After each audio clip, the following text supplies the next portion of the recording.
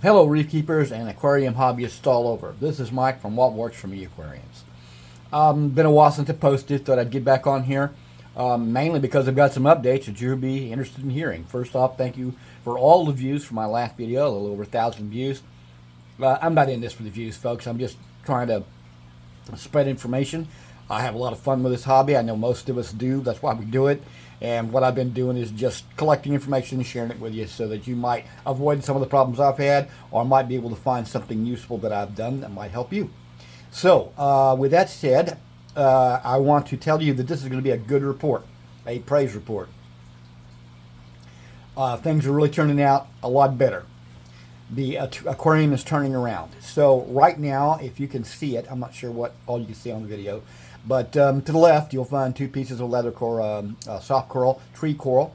Dead center is a nice large pile of green star polyp. I absolutely love it. Stuff's going crazy in there. Off to the right, they're kind of hard to see. There are a couple little frags of zoanthids. So I'm pretty happy with the results of the way the aquarium appears right now. Things are doing well. There's my clownfish zipping around, and there is a coral banded shrimp in there. I have been thinking seriously about adding a mandarin dragonette, but I think I probably wanted to have in the raised copepods, which I'm not necessarily against. So that's the direction I might head. The report. First, nitrates are down considerably and alkalinity is up. Those are the two things I've been struggling with. I realized that nitrates had gotten way out of hand, nearly 80. At some point or other, we're down to, get this now, 10 to 20, somewhere between 10 and 20 according to the readings.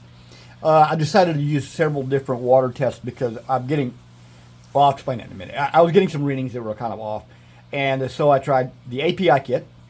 Petco has a brand called Imaginaria or Imaginary Aquarium or something. I'm not sure it's their brand name. It works exactly like the API test. And I used my Fluval nitrate test. Okay, and of the three, they all gave me basically the same reading. The Imaginarium was actually worked exactly like the API kit, and it had the exact same reading. So I'm going to have to imagine they were on par with one another, similar in quality. And again, I got the same results. Then I tried the Fluval test, and again, still got the same results. So we're between 10 and 20 ppm regarding nitrate, which is so much better than it was a couple of months back when it was hitting 80. So I'm really thrilled to death to see that they're coming down, and I'll give you some reasons and what I attribute to that in just a second. The other thing I was talking about was alkalinity, and alkalinity was way down. It was below 6, which I found odd. And I went ahead and I switched, we talked about this in a different video, to Tropic Marin Salt, which did not cure the problem immediately. I started using a product called Reef Builder by Seachem. Reef Builder. See if I can get a little shot of. Okay, Butterfingers, dropped it. But anyway, Reef Builder, neat stuff. And what it does is increase your alkalinity, and it has in fact been doing that very thing. I'm very happy to tell you that currently, according to Salifert tests, my alkalinity is up to 8.9 from 6. So I'm pretty happy with that, and I don't know if I'm going to really fight it to go any higher. We just got to keep it out of understanding. My understanding is between 8 and 11. So a late 11 is obviously anything over 11 is too much, and then below 8 is just not enough. So that's where we're at right now. How did I accomplish these things? Well, first off, the alkalinity I just mentioned. I'm using a better quality salt, for one thing. And secondly, I did use this Reef Builder stuff that I just threw on the floor a second ago. Sorry about that. But anyway, Seachem Reef Builder. Apparently it's good stuff. You add an eighth of a teaspoon. It's just one, for me, with just 1/8 of a teaspoon. I think it's by gallon or something like that. That's for 10 gallons. And it appears to have worked. I'm pretty thrilled that it's doing what it's supposed to be doing.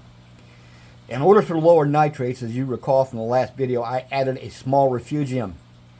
Likewise, I added a skimmer sometime before. I said in my a couple of videos ago the skimming wasn't working very well, but it sure is now.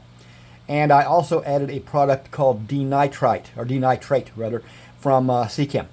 So I guess the combination of those things, or one of them maybe alone, it's hard to tell, seems to be doing the trick. And it is in fact lowering the nitrates, and I'm not going to really worry too much a whole lot more because I believe they'll continue to drop. If push comes to shove, I'm told that there's another product by a company called Blue Life that also controls nitrate. So if I feel like I have to do something more, I'll probably look at that. But right now, because things are coming down, and they're coming down correctly, they come down slowly. Didn't just drop overnight, and I appreciate that. So it's been over several months now that we've been working on it, and over several months, things have actually improved.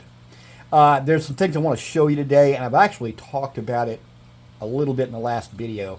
I want to show you a little bit more about this refugium that I sort of DIY'd, and I'm going to give you some information about how you too can build a refugium just like the one I built.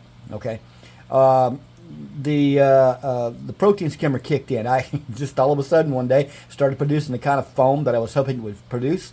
And when I empty the collection cup, it is full of little chunks of garbage. The water is kind of a grayish yellow color, and you've got this nice head of foam coming up out of the intake.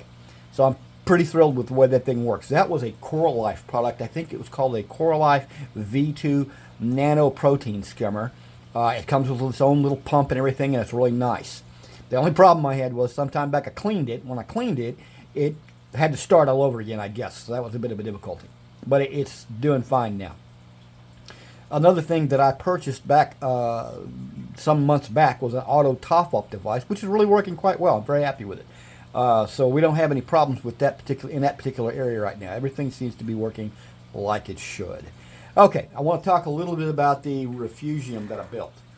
I built it out of a Fluval product called a multi-chamber holding and breeding box. Now, I'm not going to take credit for this idea. There's a company online called Aqua Cave, I believe, and they show this as a Fluval product, but it's not.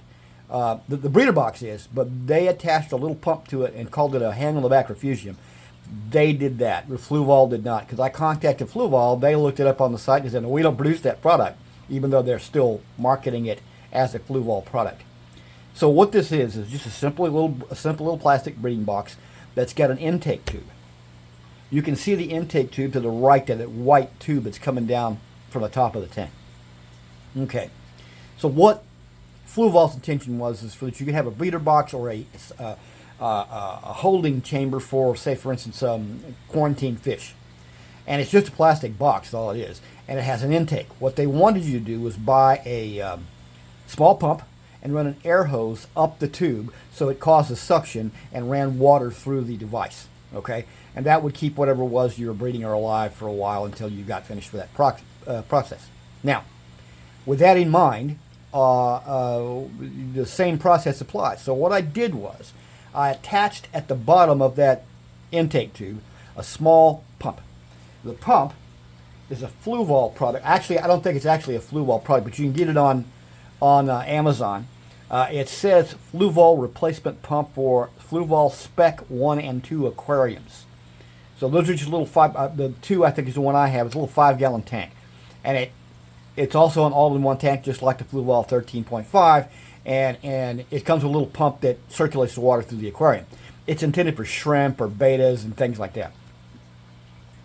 So the little pump you can purchase. If you will look on Amazon, if you care to, the pump number is A as in Adam, 14652, and it costs you $25. Okay? So $19 for the box, $25 for the pump, and you're set to go. The only thing I added, of course, was a Chaetomorpha. Now, those are ready. The only thing that I'll tell you is that the little intake tube and the pump, the connections are the same size, so you can't, it won't fit up inside the intake tube. So what I had to do is I cut a little piece of plastic vinyl tubing and made a connector. So it worked like a charm. So this thing's running. I've got Chaetomorpha virtually pushing its way out of the top of the box. All in all, I think we're on the road to recovery here. I think things are looking much better and things are working like they're supposed to. So anyway, if you have any comments, any suggestions, anything you need to talk about with me that's reasonable and not, I'm going to get rid of anything that's negative, but you want to make a suggestion, you want to say, hey Mike, how can I try this? Or I'll be glad to talk with you about it. Love comments. I appreciate some of the comments. I appreciate my subscribers, by the way. Those of you who actually had the nerve to go ahead and subscribe to some crazy guy that's doing videos. So again, thank you for all that. There is one final problem that I must overcome. You can't see it very well because of the lighting right now, but I am developing Bryopsis algae. Fortunately, it's not an epidemic yet, but it certainly can be. So I have ordered Blue Life products. It's called Flux RX. The product is simple fluconazole. Okay, fluconazole, I think that's the way you say it. And apparently my understanding is that fluconazole is actually a treatment for yeast infections. But in fact, what it does is weaken the cell walls of the algae and break up its continuity so it'll die. So we're going to find out, because I've got it on order and it's coming back in here pretty soon. I think you should have it by Thursday or Friday. They tell me it's a simple process. You just drop some of this in the tank. You have to shut off. You have to take out all your carbon and shut off your skimmer. And once you've done that, it's supposed to, in about 10 to 12 days, wipe out the algae altogether. Once I've got that cleared up and the nitrates are back down to normal, I'm going to be thrilled to death, and we'll be adding some more coral. So anyway, folks, that's what's going on. I think I may have mentioned, but I'm trying to find out how to get a hold of a Mandarin Dragonette. I had one in my first tank ever, which is a fish that stayed with the tank until I got rid of it. I was amazed. I didn't know I had copepods in that tank. I must have had. He was eating something. And I'm told the only thing wrong with a Dragonette is that they starve to death because you don't always have enough copepods to feed them. So my impression is I'm going to have to raise copepods too, which again is none of that's an issue. Get another 5-gallon bucket, set it up, and put them in there. And I was reading some step-by-step instructions on exactly how to do it. So I'm not at all concerned that would be a possibility, something we might try and do. So folks, stay tuned. Things just keep getting better and better. And if you'll, again, if you'll like, subscribe, and leave a comment, I'd appreciate it. This is Mike from What Works For Me Aquariums, and try and have a good day.